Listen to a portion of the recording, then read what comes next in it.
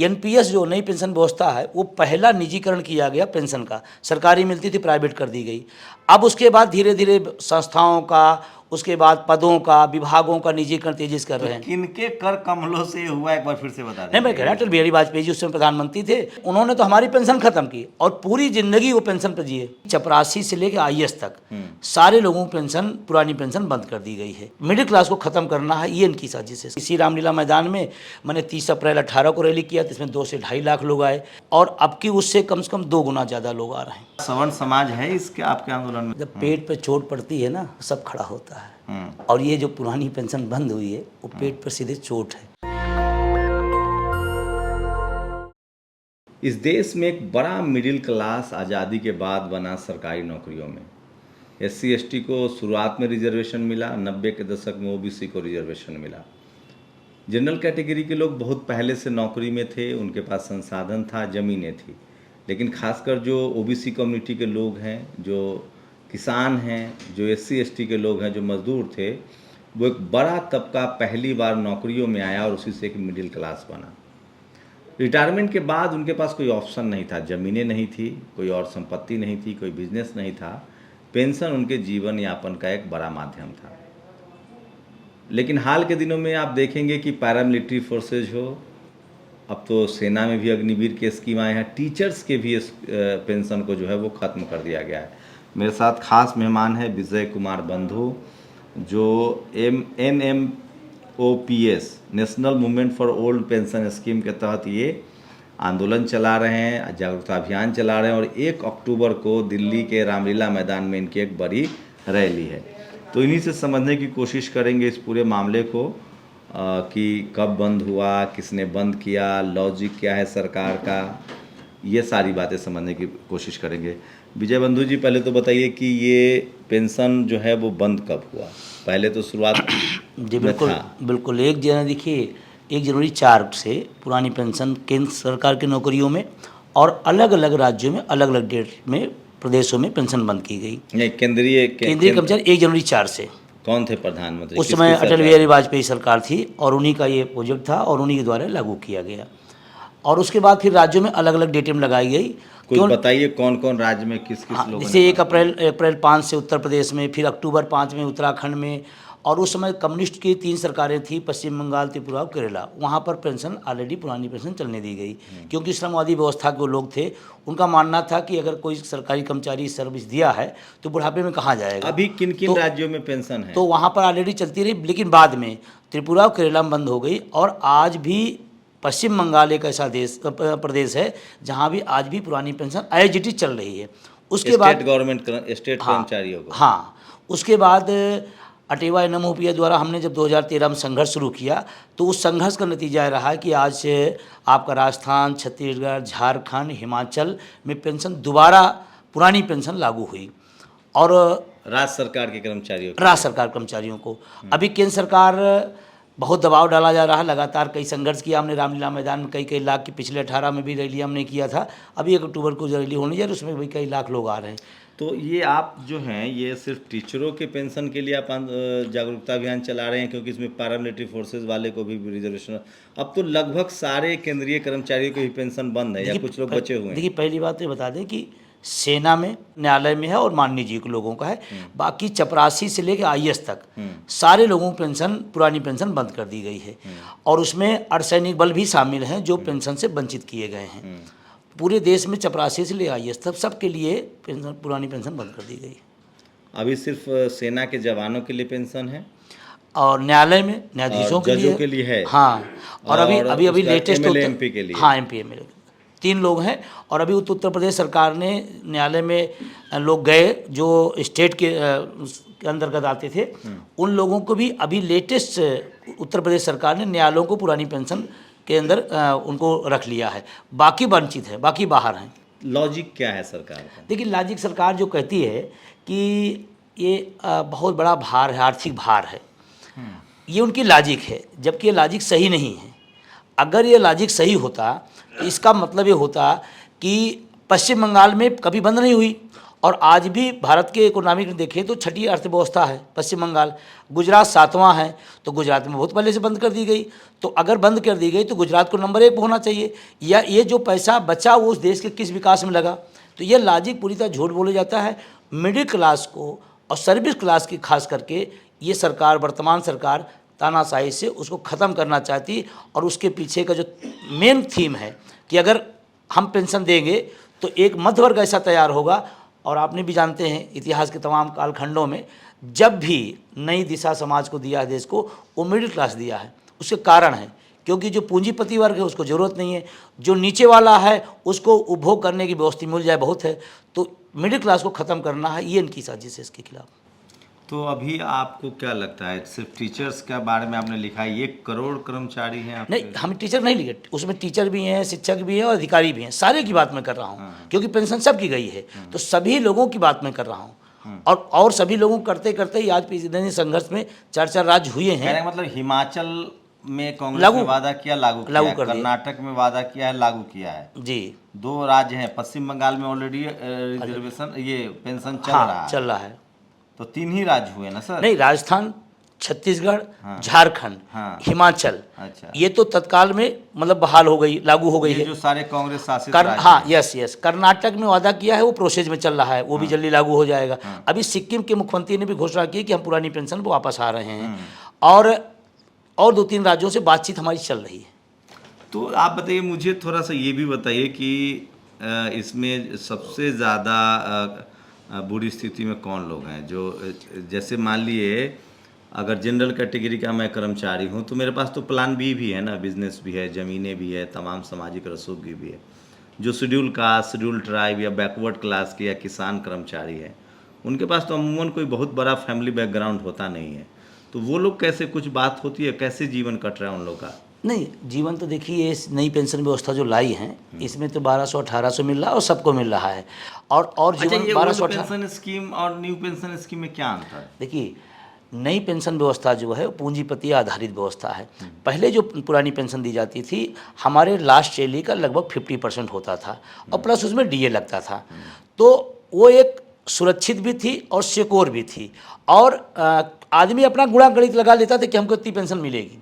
अब इन्होंने क्या, पुरानी पेंशन व्यवस्था बंद करके नई पेंशन व्यवस्था, नई पेंशन क्या है कि कर्मचारी का 10% और सरकार अपना 14% कंट्रीब्यूशन देगी, और वो पूंजीपतियों को दिया जाएगा, वो शेयर मार्केट में लगाया जाएगा। आप भी जानते हैं इस देश में शेयर मार्केट में कितने लोग रहते हैं, 1%, 2%, 3% लोग। मान लीजिए मैं 1 लाख रुपए महीने पर रिटायर कर जाता हूँ, टीचर हूँ, एक 3rd ग्रेड कर्मचारी हूँ, तो आज के समय मुझे कितनी पेंशन मिलेगी न्यू पेंशन? नई पेंशन में ये बात आपको भी नहीं पता, हमको भी नहीं पता, जिन लोगों ने इसको लागू किया उनको भी नहीं पता। कारण क्या है, शेयर मार्केट का कोई तय होता नहीं है। आप कह रहे हैं 10%, मतलब एक वो तो लास्ट सैलरी का 10%? नहीं, हमारे वेतन का 10% हर महीना कटता है, वो पैसा जाता है शेयर मार्केट में। जब हम रिटायर होंगे तो हमें टोटल का 60% वापस हार्ड कैश करेंगे और 40% हमें। वो तो प्रोविडेंट फंड हुआ ना, पीएफ का पैसा करता था ना, नहीं उसका पेंशन से क्या लेना? नहीं, वही तो उसी वो जीपीएफ जो व्यवस्था थी, वो जीपीएफ व्यवस्था बंद हो गई है नई पेंशन व्यवस्था में। वो पूरी तरह बंद हो गई है। अब हमारा पैसा कटेगा, सरकार देगी, वो शेयर मार्केट में लगाएगी। जब मैं रिटायर होऊंगा, भाई तो मैं रिटायर होता हूँ, तो मेरे जितना पैसा जमा है उसका 60% वापस करेंगे, और 40% का पैसा हम किसी कंपनी से बीमा प्लान लेंगे। इसमें जो है गवर्नमेंट शब्द नहीं है, इसमें पीएफआरडीए बिल जो बनाया गया उसमें मतलब ग्रेच्युटी का जो पैसा है 60% आपको रिटायरमेंट के बाद मिलेगा, 40% आपको इन्वेस्ट करना है। उसी का ब्याज है, अगर हम किसको कहें तो ब्याज है, पेंशन नहीं है। ग्रेच्युटी भी आपको 100% नहीं मिलेगा, कुछ नहीं। नई पेंशन व्यवस्था में जितनी सुविधाएं थी सब बंद कर दी गई। इस पर कोई बात करने के लिए तैयार नहीं है। नहीं, बात करने को तैयार नहीं है, बल्कि अभी तो आप समझिए सीतारमण जी ने भी हम लोग आंदोलन के देखते हुए, प्रधानमंत्री ने भी अपनी सदन में बात रखी। उन्होंने कहा कि अगर जो पेंशन बहाल कर रहे हैं, आर्थिक व्यवस्था पुराने पेंशन में क्या था, मान लिए ग्रेच्युटी अलग मिलती थी, जीपीएफ हमारा पैसा था वो हमें मिल जाता था, पेंशन हमें सरकार के रूप से मिलता करती है। और पेंशन ये सुप्रीम कोर्ट ने कहा है, कोई हमारा नहीं। पेंडिंग वेतन बोला गया है। हमारे वेतन का कटा हुआ भाग है पेंशन। ये सुप्रीम कोर्ट डिजाइन करती है DS नकारा के केस में। उसने कहा कि ये प्री रिटायरमेंट की तरह पेंशन एक ऐसी सुविधा है जो सामाजिक सुरक्षा जीवन भर जिसने हमारा काम किया है वो जा करके किसी के आगे हाथ न फैलाए, सम्मान स्वाभिमान आत्मनिर्भर की तरह वो रह सके। ये सुप्रीम कोर्ट की गाइडलाइन है। ऐसा हो सकता है आजकल हम लोग एकदम घोर राष्ट्रभक्ति वाले अमृत काल में जी रहे हैं, लोगों ने कहा कि हम देश के लिए पेंशन छोड़ रहे हैं, आप लोग राजनीति अब कर रहे हैं। एनपीएस वाले तो कह रहे हैं कि अमृत काल नहीं मृत काल है, क्योंकि 1200 जो आदमी पाएगा, जो 1800 रुपये पाएगा, वो क्या, वो अमृत काल उसको कैसे कहा जा सकता है? तो कर्मचारियों के लिए तो अमृत काल बिल्कुल नहीं है। PSU कंपनियों की क्या हालत है? वो भी, उनको भी पेंशन मिल रहा है, उनका ही बंद हो गया? सबका बंद हो गया। जब अस्थायी कर्मचारी बंद हो गए तो निगम थे वो तो अलग अलग और व्यवस्थाओं में थे, वो तो पहले से पीड़ित थे। अच्छा, इसके अलग आपको अगर जानकारी हो, चूँकि आप इस मसले पर काम कर रहे हैं, अभी कितने रिटायर कर्मचारी होंगे देश भर में? देखिए, अभी रिटायर कम हुए हैं, शामिल ज़्यादा हैं। जैसे अभी नया कोई लड़का आया तो एनपीएस में शामिल हो गया, तो 1 करोड़ के लगभग आसपास एनपीएस में नई पेंशन व्यवस्था में आ रहा है। रिटायर होने के क्रम क्योंकि अभी छुटपुट आ रहे हैं। कभी मान लीजिए पहले सर्विस करता था, लेकिन कितने कर्मचारी होंगे देश में, राज्य सरकार नहीं, सब मिलाकर के अगर देखा जाए तो लगभग 2.25 करोड़ के आसपास है। और उसमें लगभग और सेंट्रल सब मिला के 2 करोड़ लोग। हाँ 2.25 करोड़ के आसपास है। उसमें एनपीएस लगभग 50+ हो गया है, जो एनपीएस के अंदर। जो पुराने हैं उनको पुरानी मिल रही है, उन्हें कोई दिक्कत नहीं है। जो नए लोग आ रहे हैं उनके लिए समस्या है। और जैसे अभी अग्निवीर आपने तो ये आपके आंदोलन में ये कर्मचारी जमा आएंगे? तो लोग तो आएंगे नहीं, क्यों नहीं आएंगे? और लड़ाई उनकी लड़ रहे हैं तो क्यों नहीं आएंगे? हाँ, किसी भी आंदोलन में 100% कभी नहीं होता है, लेकिन इसी रामलीला मैदान में मैंने 30 अप्रैल 18 को रैली किया, तो इसमें 2 से 2.5 लाख लोग आए। हमने उसके बाद, मैं अभी देख रहा था, एक पारामिलिट्री फोर्सेस CISF BSF के लोग थे, तो वो वेटरन लोग थे जो रिटायर हैं, जिनको स्कीम मिल रहा है। हाँ, वो आए थे कि हम अपने नए जो लोग हैं भर्ती हो रहे हैं उनके लिए लड़ रहा हूँ। हाँ, तो क्या जो सरकारी कर्मचारी अधिकारी हैं वो तो नियम से बंधे, वो तो नहीं आ सकते हैं धरना पर? नहीं, सब आएंगे, आते हैं। हम भी तो उसी नियम में हैं। जाएगी क्या, हक छोड़ देंगे क्या? जाएंगे, हक तो लड़ेगा आदमी ना। और जितने आ रहे हैं अभी 1 अक्टूबर को आप देखिए रामलीला के अंदर, सरकारी कर्मचारी हैं, अभी सरकारी कर्मचारी हैं, नौकरी में है, क्यों नहीं है? तो अपनी आवाज़ नहीं उठाएंगे? डरते कि ये तो आपकी नौकरी नहीं जाएगी। नौकरी जाए, हम नियम के तहत कर रहे हैं ना। हम नियम के तहत कर रहे, धरना प्रदर्शन तो मौलिक अधिकार हमारा है। अच्छा, हम मौलिक अधिकार, तो अपनी मौलिक अधिकार को छोड़ देंगे? उस आधार पे हम धरना प्रदर्शन। तो ये आप अक्टूबर में रामलीला मैदान में कब, कितने तारीख को? 1 अक्टूबर को। 1 अक्टूबर कितने लोगों को आने की संभावना? देखिए, अगर हम संख्या की बात करें तो अभी पिछला हमने आपको बता ही दिया, और अब की उससे कम से कम 2 गुना ज़्यादा लोग आ रहे हैं। पिछला हमने 2 रैलियाँ बड़ी से लोग आएंगे। हाँ, देश भर से, सेंट्रल हैं, स्टेट हैं, सारे लोग, सारे विभाग के लोग। तो आप लोगों को तो कह दे, आजकल तो कोई कह रहा है कि कोई आंदोलन करे तो आंदोलन जीवी, आप लोग को कह देगा पेंशन जीवी। भाई, आंदोलन जीवी कहिए चाहे पेंशन जीवी कहिए, तो इसी देश में बहुत लोग प्रचार जीवी हैं। समर्थन मिल रहा है आप लोगों को? लोगों का समर्थन मिल रहा है। पिछले 2013 से मैं लड़ाई लड़ रहा हूँ और लाखों के लिए पूरे देश के अंदर किया हूँ, तो समर्थन मिल रहा है। लेकिन एक चीज़ नहीं लग रहा, आप तो नौकरियों का टर्न मतलब न रहेगा बांस न बजेगी। हाँ, ये बिल्कुल निजीकरण का सवाल है, और हम निजीकरण के खिलाफ भी लगातार बोल रहे हैं। अभी आपको जानकारी नहीं बता दूँ, मैंने चंपारण से ले बिहार से शुरू करके उत्तर प्रदेश, उत्तराखंड, मध्य प्रदेश, महाराष्ट्र, चंपारण को पकड़े थे। क्यों नहीं पकड़े? हमारे आदर्श हैं, हमारे देश के लिए उनका एक आदर्श है। उन्होंने एक आंदोलन का एक रूपरेखा खींची, तो मैं चंपारण गया। 18,000 किलोमीटर यात्रा मैंने 33 दिन लगातार किया, NPN निजीकरण भारत छोड़ो यात्रा। तो क्या, मैं तो ज़्यादातर लोगों को देखता हूँ, खासकर जो सवर्ण समाज के लोग हैं, वो निजीकरण के पक्ष में, उनको लगता है कि आरक्षण तो कम से कम खत्म होगा। नहीं, देखिए, निजीकरण का मैं बता दूंगा आपको, निजीकरण को जो भी आदमी, चाहे किसी वर्ग का हो, जो उसको समझ गया है, वो ये बात समझ गया कि ये निजीकरण निम्न और मध्य वर्ग के खिलाफ अमीरों का षड्यंत्र है। अगर नौकरियां जाएंगी तो सबकी जाएंगी, पेंशन बंद हुई तो सबकी बंद हुई, उसमें ये सवाल ही नहीं है। और हम तो कहते हैं कि अगर जिन्होंने सबसे ज़्यादा लाभ लिया उनका सबसे ज़्यादा नुकसान होगा।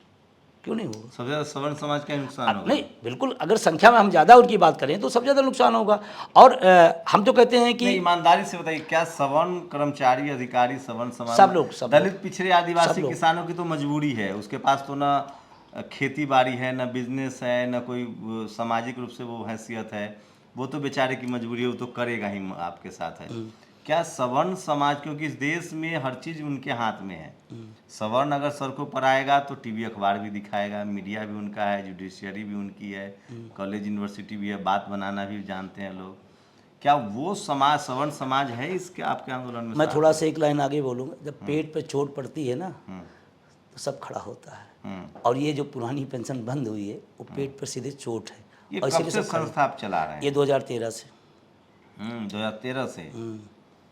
विजय कुमार बंधु जो हैं इनके प्रेसिडेंट हैं, जो आप हुए, और स्थिता प्रजन्ना जी हैदराबाद से हमारे अच्छा, ये महासचिव। South India. अच्छा, साउथ, सुखजीत हाँ, सिंह पंजाब से हैं, और रामानुज पहले आंध्रा से हैं, ट्रेजरर अच्छा, हमारे। मतलब पूरे देश का पूरा देश है, रिप्रेजेंटेशन पूरा देश। नरेश कुमार ठाकुर हैं, इसके हिमाचल से। एडवाइजर हैं। वितेश खांडेकर महाराष्ट्र वाइस से। प्रेसिडेंट हैं। शांता रामा तेजा, कर्नाटक तो से। लगता है इनका सरफराज हुसैन। डाइवर्सिटी तो है राजस्थान इनके संस्था, ये जो संस्था इन्होंने बनाया है उसमें नाम आप देखें, भरत शर्मा ब्राह्मण समाज से भी लोग हैं, राकेश सिंह हैं, ठाकुर सवर्ण भी लग रहे हैं मुझे। तो मिला जुला के इनका जो संगठन है पेंशन वाला, वो एक बड़ा संगठन तो है। कितने रजिस्टर्ड मेंबर हैं आपके? रजिस्टर्ड मेंबर की अगर बात करें तो लगभग हमारे पास इस समय जो अभी हमने अपडेट किया है लगभग 23 लाख के आसपास। आपके मेंबर है 23 लाख रजिस्टर्ड? हाँ, रजिस्टर्ड। तो रामलीला मैदान भर दीजिएगा। रामलीला भर नहीं जाएगा, रामलीला जैसा 2-3 और मैदान इकट्ठा करने में तब इकट्ठा हो पाएंगे लोग। आप आएंगे? आइएगा, आप 1 स्वागत है। अक्टूबर को। मैं आ गया हूँ। अच्छा, आप लोग आ गए हैं? मैं आ गया हूँ। तो ये 1 दिनों का है या ज़्यादा दिन रहेगा? नहीं, 1 दिन रहेगा, उसके बाद फिर अगर सरकार नहीं सुनती फिर आगे निर्णय लेंगे, कुछ न कुछ वहीं सबके सामने। कौन लोग आ रहे हैं इस आपके आंदोलन में? बता दें, चपरासी से लेकर के बाबू से लेकर सिंचाई नहीं, से लेकर मंच के वाला, वो तो समझ गया। नहीं, पर मंच कौन हमारी लोग आए? हमारी टीम रहेगी, हमारी जो प्रदेशी टीम है, तो नेशनल पॉलिटिकल टीम पार्टी है। को नहीं इनवाइट कर रहे हैं? नहीं, पॉलिटिकल पार्टी अपना झंडा डंडा लेकर खड़े हैं अपने हक के लिए, जो आना चाहे वो स्वागत है। जैसे होता है ना कि मतलब विपक्ष के लिए तो ये बड़ा एजेंडा है। अगर आप एजेंडा। अगर 23 लाख कह रहे हैं, आपके साथ आपको कर्मचारी जानकारी बता दूं मैं आपको, इस देश में जब भी किसी मुख्यमंत्री प्रधानमंत्री हारा और मीडिया के साथी आप लोगों ने पूछा कि आपके हार का सबसे बड़ा कारण, तो किसी जाति, किसी धर्म, किसी संप्रदाय का नाम लिया गया। मुझे गर्व है अपने संगठन और अपने आंदोलन पर। 2 मुख्यमंत्री हिमाचल और कर्नाटक के लोगों मुख्यमंत्रियों से पूछा गया कि आपके हार का कारण क्या है सबसे बड़ा, तो उन्होंने कहा ओपीएस वालों ने हरा दिया। ये दोनों मुख्यमंत्री पहला स्टेटमेंट है इसी हारने के कर्नाटक, बाद? हाँ, हारने के बाद हिमाचल और कर्नाटक दोनों तो मुख्यमंत्री। सरकार से आप लोग की बातचीत हुई है? कोई निगोशिएशन में है? नहीं, सरकार से बातचीत होती रहती है और उन्होंने कमेटी बना दी सीतारमण जी के नेतृत्व में, और उन्होंने कहा कि होगा। लेकिन कमेटी दरअसल क्या बनाई गई, वो एनपीएस में सुधार के लिए बनाई गई। वो मेरा सब्जेक्ट नहीं है, हमारा सब्जेक्ट पुरानी पेंशन है, बहु पुरानी पेंशन चाहिए। तो एनपीएस में सुधार के लिए बनाएगी तो हम उसमें शामिल नहीं होंगे, क्यों होंगे?